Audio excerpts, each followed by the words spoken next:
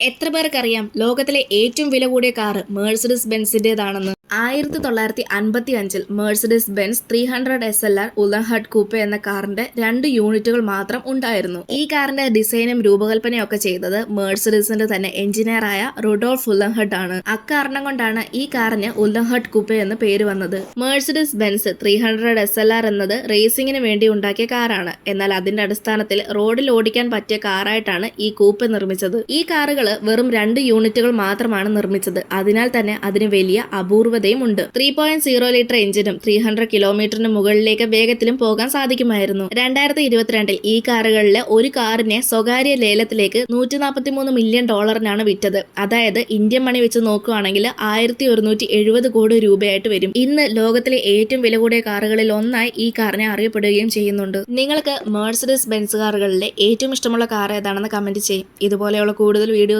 കാണാനായി channel subscribe ചെയ്യാനും ഇൻസ്റ്റഗ്രാമിൽ ഫോളോ ചെയ്യാനും മറക്കല്ല്.